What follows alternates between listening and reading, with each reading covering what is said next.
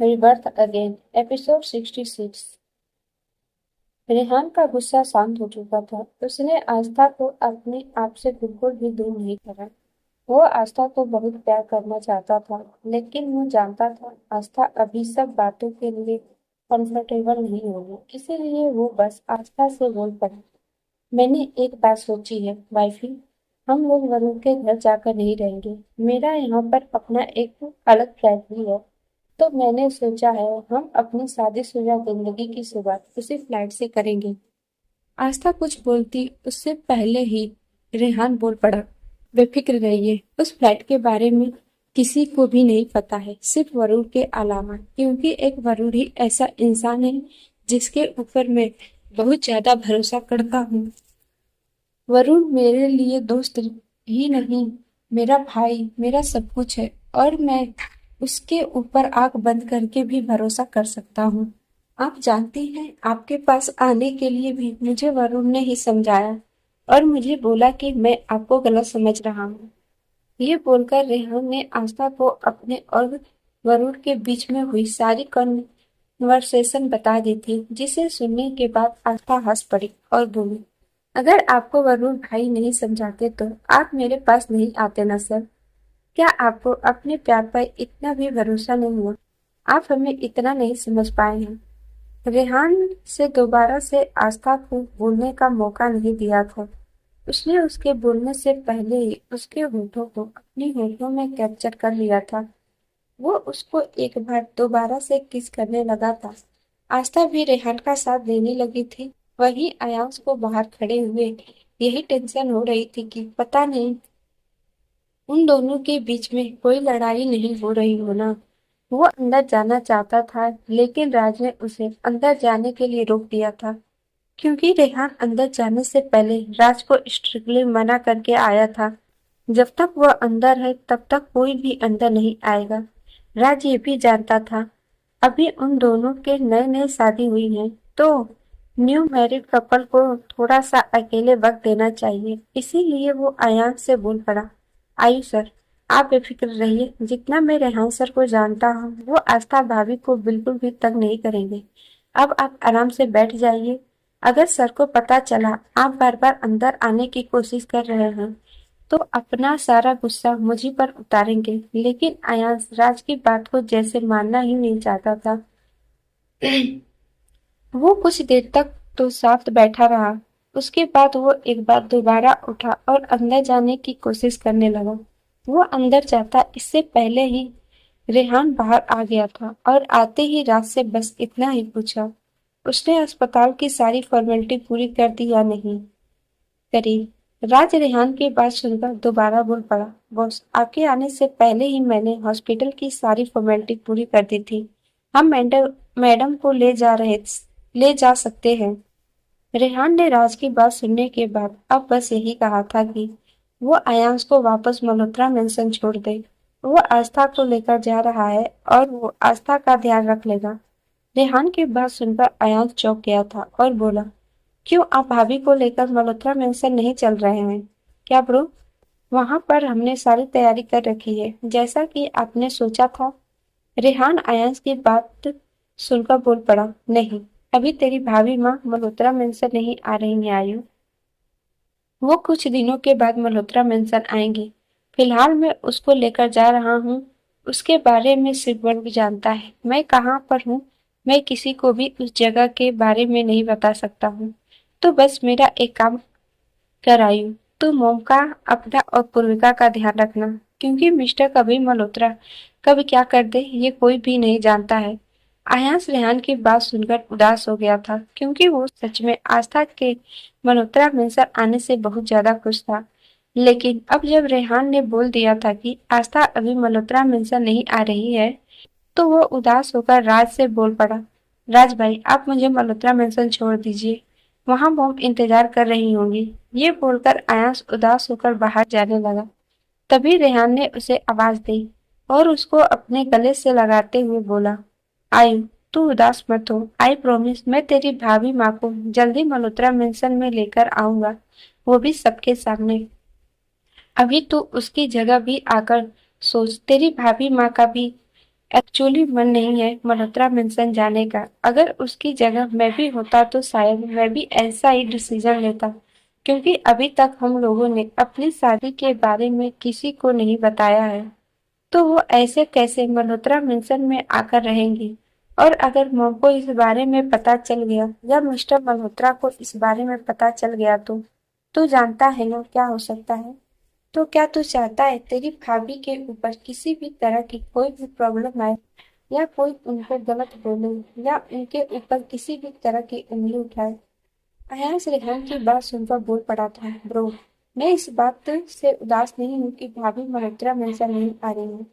वो एक्चुअली मैंने और पूजिका ने काफी कुछ करने का सोचा हुआ था कि भाभी के आने के बाद हम ये करेंगे वो करेंगे। लेकिन कोई बात नहीं, आपका कहना भी गलत नहीं है। लेकिन ब्रो, आपको हमें वो जगह तो बतानी ही पड़ेगी जहाँ पर आप भाभी माँ को लेकर जा रहे हैं। आखिर हमारा हक बनता है। आप हमारे भाई हो और वो हमारी भाभी है। रेहान अयांश की बात सुनकर हंस पड़ा और बोला, ठीक है, जब भी तुम दोनों को आना हो मुझे बता देना। मैं राज को या वरुण को फोन करके बोल दूंगा। वो तुम दोनों को लेकर उस जगह पर आ जाएंगे जहाँ पर मैं तुम्हारी भाभी को लेकर जा रहा हूँ। अयांश हंसते हुए रेहान के गले लग गया। उसके कान में धीरे से बोला, ब्रो, आप दोनों अकेले हो तो रहने ही चाहिए, लेकिन आप मेरी भाभी को ज्यादा तंग मत करना। कहीं ऐसा ना हो मेरी भाभी माँ आपसे तंग होकर आपको छोड़कर वापस उदयपुर चली जाए। एपिसोड 67। आयांश की बात सुनकर रेहान ने उसका कान पकड़ा और धीरे से बोला, तुझे तेरी भाभी माँ को तंग करने का पूरा हक है। वैसे भी तू अच्छी तरह जानता है कि मैं तेरी भाभी माँ से बहुत ज्यादा प्यार करता हूँ, तो मैं उन्हें तंग करने का तो सोच भी नहीं सकता। तो तू बेफिक्र रहे, मैं तेरी भाभी माँ को तंग करने वाला नहीं हूँ। लेकिन तुझे मुझे इस बात का वादा करना पड़ेगा, तू घर पर मौन का और सुनीता का पूरा ध्यान रखेगा, लेकिन अपना भी ध्यान रखियो, क्योंकि मॉम मेरे घर ना आने से परेशान हो जाएंगी। ये बात मैं अच्छी तरह से जानता हूँ। और मॉम को शायद तेरी भाभी माँ के ऊपर शक भी है। मेरा और तेरी भाभी माँ का कुछ चल रहा है, इसीलिए सब बातों को संभाल लियो। ये बात मैं अच्छी तरह से जानता हूँ। मेरा भाई इतना कैपेबल है कि वो सारी सिचुएशन को संभाल सकता है।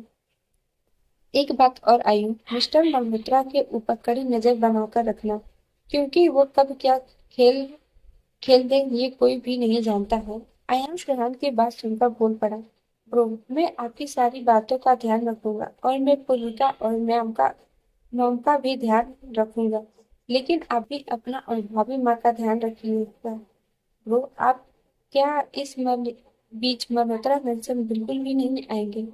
रेहान अयाज की बात सुनकर इतना ही बोल पाया, मैं मल्होत्रा मेंशन आऊंगा जिस दिन तेरी भाभी माँ ऑफिस ज्वाइन कर लेंगी, तब मैं दिन में आकर मॉम से मिल लूंगा।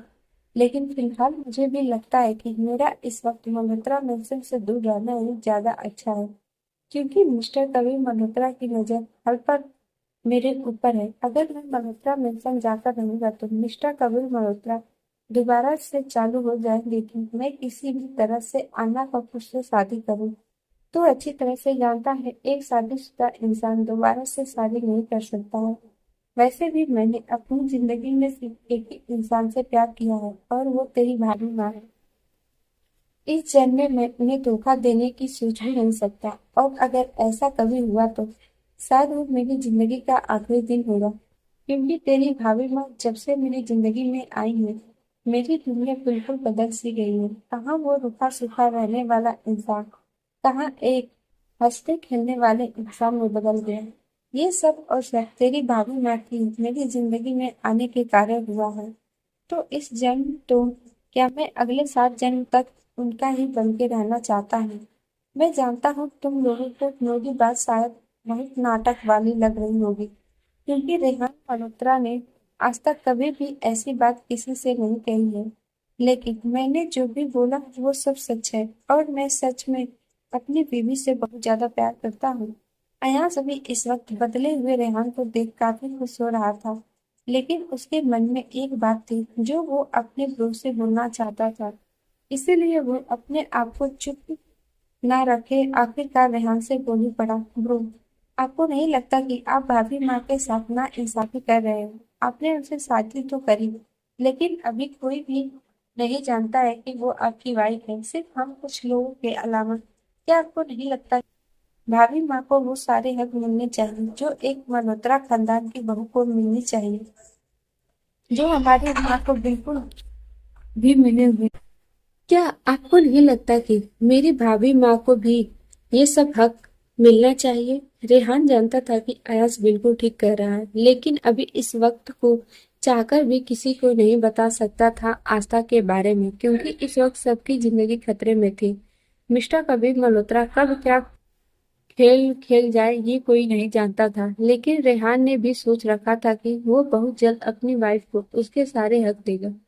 वो पूरी दुनिया को बता देगा कि आस्था उसकी वाइफ है, मिसेज अयान।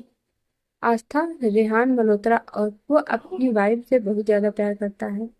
अयान रेहान को खामोश से कुछ नहीं बोला था, क्योंकि वो इस खामोशी के पीछे छुपे डर को साफ साफ समझ पा रहा था। इनफैक्ट वो अब छोटा बच्चा नहीं था जो वो रेहान की बातों को बिन बोले समझ न पाए।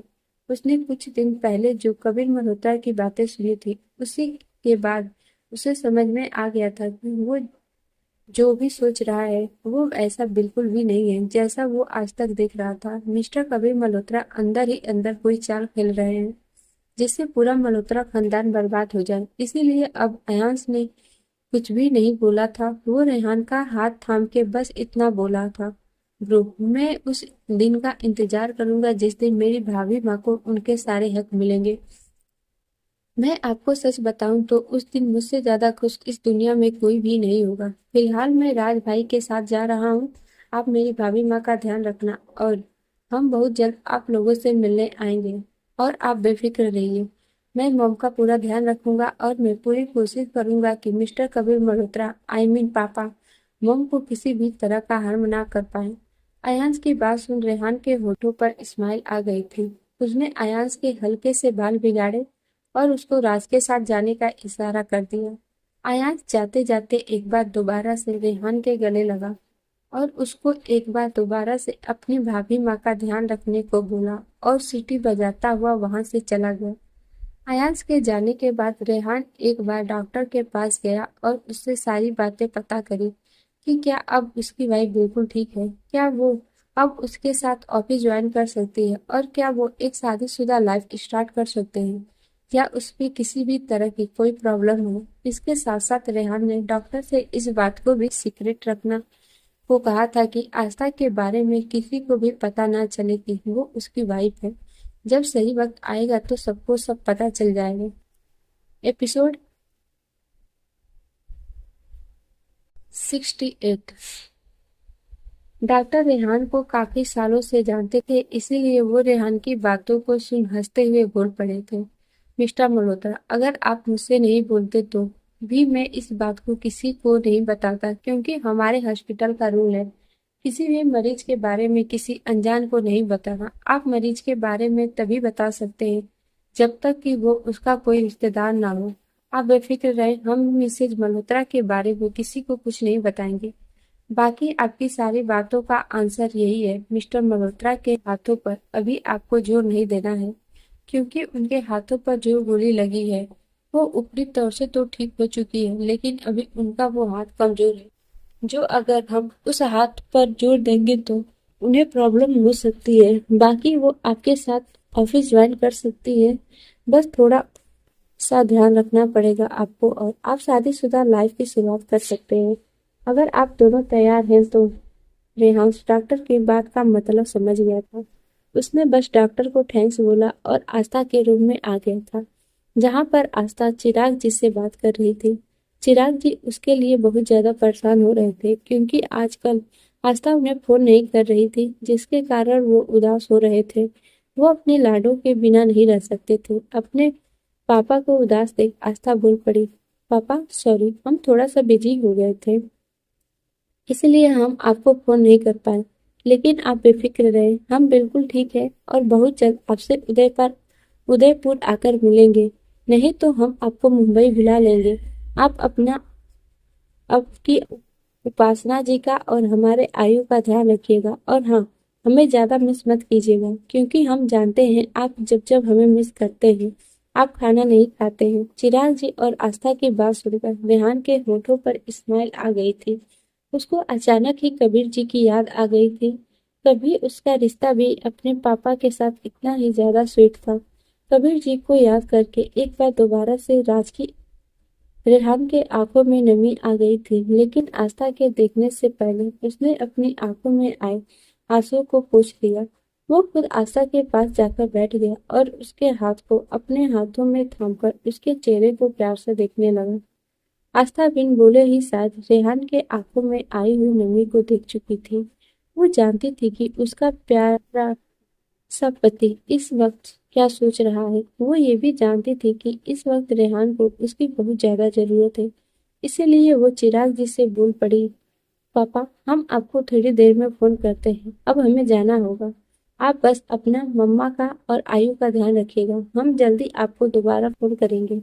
ये बोलकर आस्था ने फोन रख दिया। आस्था को फोन रखते देख रेहान उसके माथे को चूमते हुए बोल पड़ा, आप मुस्कुराती हुई बहुत अच्छी लगती हैं वाइफी। मैं पप्पा से यही प्रार्थना करूंगा कि वो आपके होठों पर इस प्यारी सी स्माइल को हमेशा यूं ही बनाए रखें, क्योंकि जब आप मुस्कुराती हैं ना तो ये मेरा मासूम सा दिल बहुत तेजी से धड़कता है। ये सब बोलते हुए रेहान आस्था के चेहरे के काफी नजदीक था और रेहान की गर्म सांसें आस्था अपने चेहरे पर महसूस कर पा रही थी। ये एहसास दोनों के लिए बहुत ही अजीब था। दोनों ही एक दूसरे के करीब आना चाहते थे। रेहान और आस्था दोनों के दिल की धड़कन बहुत तेज हो चुकी थी। दोनों एक दूसरे में खोते उससे पहले ही रेहान का फोन बजा, जिसे सुन रेहान का मुंह थोड़ा सा ऑफ हो गया था। वो अपने प्यार को बहुत प्यार करना चाहता था, पर इस वक्त कोई उनके प्यार का दुश्मन बना हुआ था। रेहान का मन नहीं था फोन उठाने का। उसने एक बार तो फोन इग्नोर भी कर दिया था, लेकिन शायद सामने वाला का काम बहुत जरूरी था, इसीलिए वो लगातार फोन मिलाते ही जा रहा था। ये देख जहां रेहान को गुस्सा आने लगा था, वहीं आस्था को ये सब देख हंसी आ रही थी। वो जानती थी रेहान का मूड इस वक्त क्या है। वो भी रेहान की बाहों में रहना चाहती थी, पर काम भी जरूरी है। वो ये बात अच्छी तरह समझती थी, इसीलिए वो रेहान के होठों को हल्के से चूमते हुए बोली, कोई जरूरी फोन होगा सर, आप फोन उठा लीजिए। रेहान आस्था की बात सुनकर अपना मन मारकर उठा और जैसे ही उसने अपना फोन देखा तो वरुण का फोन आ रहा था। वरुण का फोन देखकर रेहान को गुस्सा आ गया और वो फोन उठाकर गुस्से में और अपनी खतरनाक आवाज में बोल पड़ा, वरुण अगर तुझे कुछ जरूरी काम नहीं हुआ ना तो सच में मैं तुझे ऑफिस आकर जान से मार दूंगा। वरुण रेहान की बात सुनकर समझ गया था कि उसने गलत टाइम पर फोन कर दिया है, जिसके कारण रेहान गुस्सा हो रहा है। वो रेहान के ऊपर हंस पड़ा और हंसते हुए बोला, रे मेरा तुझे फोन करना बहुत जरूरी था, अगर जरूरी नहीं होता तो मैं तुझे फोन नहीं करता। मैंने तुझे ये बताने के लिए फोन किया है कि यहाँ मिस आना आई हुई है। वो तेरे कैबिन में बैठी तेरा इंतजार कर रही है। मैंने उन्हें बोला कि तू आज नहीं आने वाला है, लेकिन उनकी जिद है कि उन्हें तुझसे मिलना है। रेहान अन्ना का नाम सुनते ही गुस्से में आ गया था और वो वरुण से बोल पड़ा, तू अच्छी तरह से जानता है मैं आज नहीं आ सकता हूँ।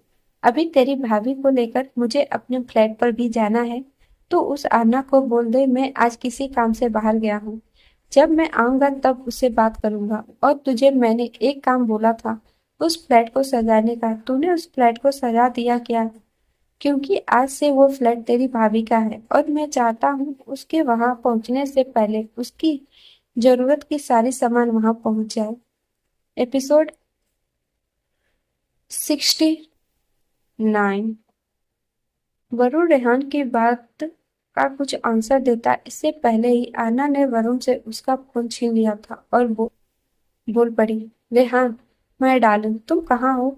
मैं यहाँ मल्होत्रा इंडस्ट्री में इंतजार कर रही हूँ, प्लीज आ जाओ ना, मुझे तुमसे कुछ जरूरी बात करनी है।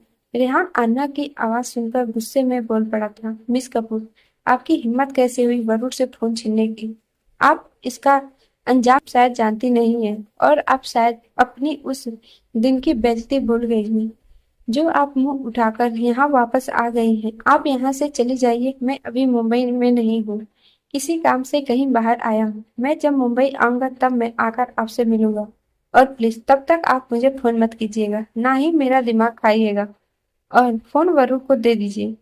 अब आप मेरे केबिन से जा सकती हैं। मेरे केबिन में हर किसी के बैठने का कोई हक नहीं है। वो केबिन मेरा है और उस केबिन में मैं किसी को भी आने नहीं देता हूँ, एक्सेप्ट वरुण। अन्ना रेहान की बात सुनकर मुस्कुराते हुए बोल पड़ी थी। ओह, रे, तुम जब गुस्सा होते हो ना तब कितने ज्यादा हैंडसम लगते हो। मेरा मन करता है कि मैं तुमसे अभी मिल लूं। और तुम्हें ये बोलकर अन्ना रुक गई थी और अपनी आवाज को सेडक्टिव बनाते हुए बोली, यू नो ना व्हाट आई मीन। अन्ना की बात सुनकर रेहान का गुस्सा आउट ऑफ कंट्रोल हो रहा था। वह अपने आप को शांत करता हुआ बोल पड़ा, मिस कपूर, मैंने आपको बोला आप यहाँ से जाइए। मेरे पास आप जैसी लड़कियों के लिए वक्त वेस्ट करने का वक्त भी नहीं है। रेहान की बात सुनकर आस्था को हंसी आ रही थी। उसको अभी भी याद था कि रेहान आना से बहुत चिढ़ा था और उसने उसके रिवर्स से पहले आना और आदि कपूर की जो हालत करी थी उसको याद करके आज भी आस्था के होठों पर स्माइल आ गई थी। और वो खुद से बोल पड़ी, तू चाहे जितनी भी कोशिश कर ले अन्ना कपूर, तू मेरे रेहान को कभी अपना नहीं बना सकती है। वो मेरे थे, मेरे हैं और मेरे ही रहेंगे। यहाँ आस्था अपने आप से बात करते हुए रेहान को देख रही थी, जिसके चेहरे पर बेपनाह गुस्सा था।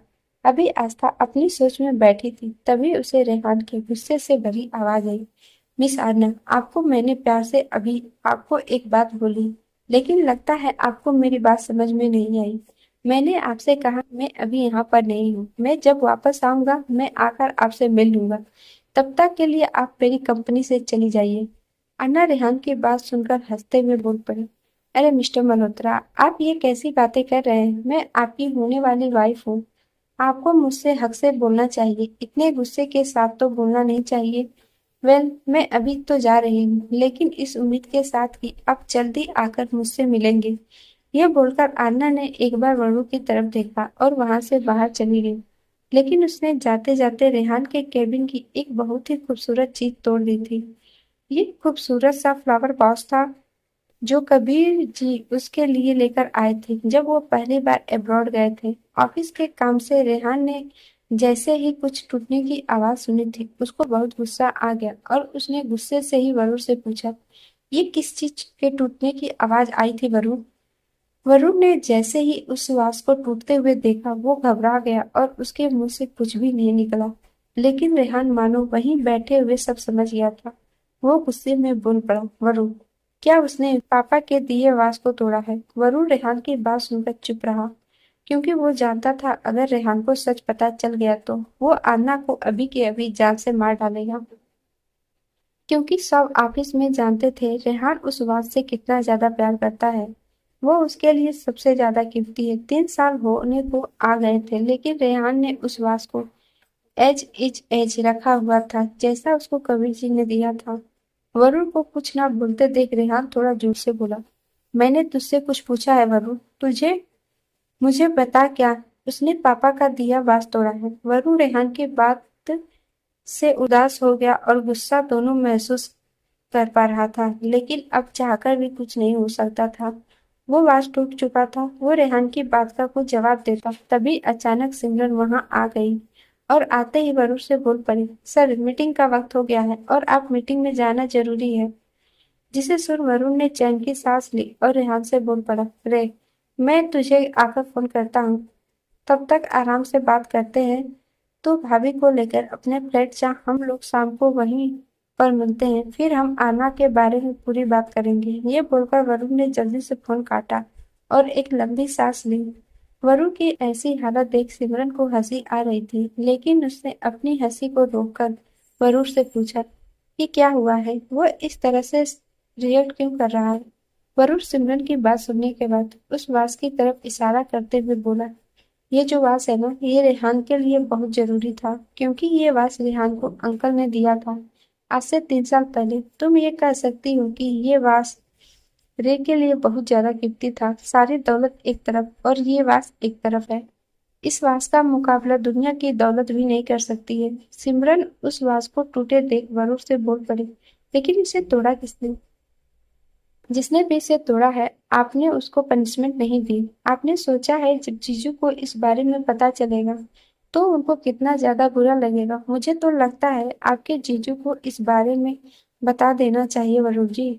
सिमरन की बात सुनकर वरुण चुप रहा, क्योंकि वो चाहकर भी अभी सिमरन को ये नहीं बता सकता था कि ये वास किसने तोड़ा है, क्योंकि उसको ये नहीं पता था कि रेहान ने अभी तक आस्था को आर्नव के बारे में बताया है कि नहीं। एपिसोड 70। वो सिमरन की बात को सुनकर अनसुना करते हुए बोल पड़ा, मैं शाम को रे को सब कुछ बता दूंगा। अब मुझे लगता है हम लोगों को मीटिंग के लिए चलना चाहिए। वहां पर मिस्टर मेहरा हम दोनों का इंतजार कर रहे होंगे। ये बोलकर वरुण बिना कुछ बोले बाहर निकल गया। सिमरन कुछ देर उस वास को देखती रही, उसके बाद वो भी वरुण के पीछे पीछे निकल गई। वहीं रेहान को बहुत ज्यादा गुस्सा चढ़ा हुआ था, जिसे देख आस्था ने रेहान को अपने पास बुलाया। लेकिन रेहान की आंखों में इस वक्त नमी आई हुई थी। उसका दिल बहुत बुरी तरह से उसका दिल बहुत बुरी तरह से धड़क रहा था। उसको बार बार यही एहसास हो रहा था, उस आरना ने जरूर उसी वास को तोड़ा है जो उसके लिए सबसे ज्यादा कीमती है। रेहान के हार्ट बीट बहुत ज्यादा तेज हो चुकी थी। उसके चेहरे पर पसीना आने लगा था, जिसे देख आरना समझ गई थी रेहान बहुत ज्यादा परेशान है। वो धीरे से अपनी बेड से उतरी और रेहान के करीब आकर उसके गले लगते हुए बोल पड़ी, क्या हुआ है सर? आप ठीक तो है ना? क्या हुआ है? किसी बात का गुस्सा आ रहा है क्या आपको? रेहान ने आस्था की का जवाब नहीं दिया। वो आस्था को टाइट हग करके खड़ा हो गया और अपने दिल को शांत करने लगा। हालांकि उसका मन बहुत ज्यादा बेचैन हो रहा था। वो 100% श्योर था कि आनंद ने उसी वास को तोड़ा है जो उसके पापा ने दिया था। न जाने क्यों उसका दिल इतना ज्यादा दुख रहा था, जबकि पिछले 3 सालों में सबसे सबसे ज्यादा नफरत अपने उसी पिता से करी है। रेहान ने अपने बेचैन दिल को शांत करा और वो अपनी बाहों में सिमटी आस्था को देखने लगा, जो बहुत उदास लग रही थी। उसको उदास देखकर आस्था को देख उसके होठों पर हल्की सी मुस्कुराहट आई। उसने आस्था को अपनी बाहों में हल्का सा अलग किया और उसके होठों पर अपने होठों को रखते हुए उसको डीपली पैशनेट किस करने लगा था। इससे वो अपने बेचैन दिल को आराम भी दे रहा था और अपने अंदर छाई बेचैनी भी खत्म कर रहा था, जिससे वो अपने प्यार के साथ अपनी नई जिंदगी को एंजॉय कर सके। आस्था भी आज रेहान का साथ दे रही थी उसको किस करने में, जिसे महसूस कर रेहान के होठों पर मुस्कुराहट आ गई थी। उसको ये बात भी समझ में आ गई थी कि आस्था को किस करना नहीं आता है, क्योंकि वो उसके लिप्स पर बाइट कर रही थी। लेकिन आस्था का यूं बाइट करना भी उसको बहुत शांति दे रहा था। वो दोनों काफी देर तक एक दूसरे को यूं ही किस करते रहे और फिर वो दोनों अलग हुए तो दोनों की सांस काफी ज्यादा फूल गई थी। दोनों ही हाँफने लगे। रेहान को आस्था के चेहरे पर शर्म साफ साफ दिखाई दे रही थी, क्योंकि उसके गाल शर्म से लाल हो गए थे, जिसे देखकर रेहान उसे छोड़ते हुए बोला, इट्स नॉर्मल मिसेज आस्था रेहान मल्होत्रा। आपने अपने हस्बैंड को ही किस करी है, किसी पराये को नहीं, जो आप इस तरह से शर्मा रही हैं। और अभी तो सिर्फ किस हुई है, आगे सोचिए, जब सब कुछ होगा तो क्या होगा? तब तो आप शर्म के मारे अपनी आंखें ही नहीं उठा पाएंगे। रेहान की बात सुनकर आस्था कुछ नहीं बोल पाई। वो एक बार दोबारा से रेहान के सीने से लग गई और बोली, अब हमें घर चलना चाहिए। मेरा इस अस्पताल में बिल्कुल भी मन नहीं लग रहा है सर। रेहान आस्था की बात सुनकर मुस्कुराते हुए बोल पड़ा, जो हुकुम मेरे आका। चले हम लोग अब अपने घर चलते हैं। वैसे भी आपके घर प्रवेश की तैयारी हो चुकी है।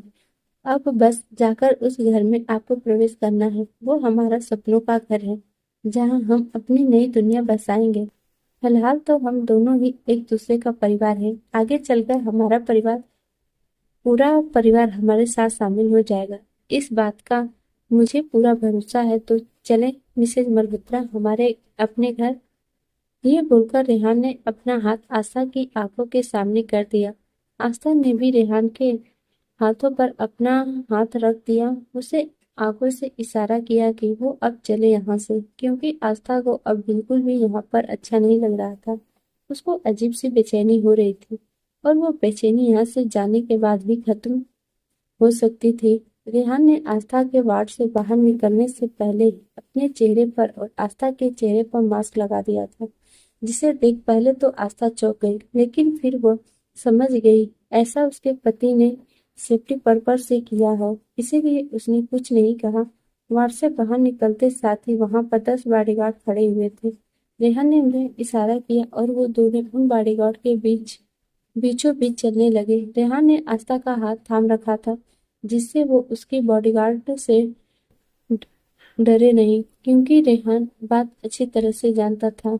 आस्था ने अभी तक अपनी लाइफ बहुत ही सिंपल तरीके से जी है और उसको ऐसे बॉडीगार्ड्स वगैरह के साथ रहने का कोई एक्सपीरियंस नहीं है, तो हो सकता है वो इतने सारे बॉडीगार्ड देखकर डर जाए। इसलिए उसने आस्था का हाथ कसकर थाम लिया था। सारे बॉडीगार्ड भी बहुत आराम से चल रहे थे, क्योंकि उन्होंने आज तक रेहान के करीब किसी भी लड़की को नहीं देखा था। आज जब उन्होंने आस्था को अपने डेविल बॉस के इतने करीब देखा, तो वो समझ गए थे कि ये उनकी लेडी बॉस है। ये सारे बॉडीगार्ड्स वो थे जो रेहान को हर पल सिक्योरिटी प्रोटेक्ट करते थे, वरुण के कहने पर। रेहान हालांकि ये सब बातें जानता था, लेकिन उससे वरुण को कभी कुछ इसलिए नहीं कहा था, क्योंकि वो वरुण की परेशानी को समझता था। वरुण उसकी सेफ्टी को लेकर बहुत ज्यादा परेशान रहता है। वो उसको अपना भाई मानता है, इसीलिए वह उसकी सेफ्टी के लिए किसी भी हद तक जा सकता है। इसीलिए जैसे ही रेहान आस्था के वार्ड से बाहर निकला और उनसे इन सब बॉडीगार्ड को देखा, तो वो समझ गया था कि हो ना हो इनको यहाँ भेजने के पीछे जरूर वरुण ही है। उसके होठों पर हल्की सी स्माइल आ गई थी और वो आस्था का हाथ थामे उस अस्पताल से बाहर निकल चुका था। जैसे ही आस्था हॉस्पिटल से बाहर आई, उसने एक लंबी सांस भरी। आखिर एक हफ्ते के बाद वो खुले में आकर सांस जो ले रही थी, मानो इतने दिनों तक तुम अंदर वार्ड में ही कैद हो, ऐसा उसको महसूस हो रहा था। आप सबको ये पार्ट कैसा लगा प्लीज कमेंट करके बताना ना भूलिएगा। और जिन्होंने भी चैनल को सब्सक्राइब नहीं किया है, प्लीज आप सब चैनल को सब्सक्राइब कर दीजिएगा। मिलते हैं नेक्स्ट एपिसोड में, तब तक के लिए bye bye and take care.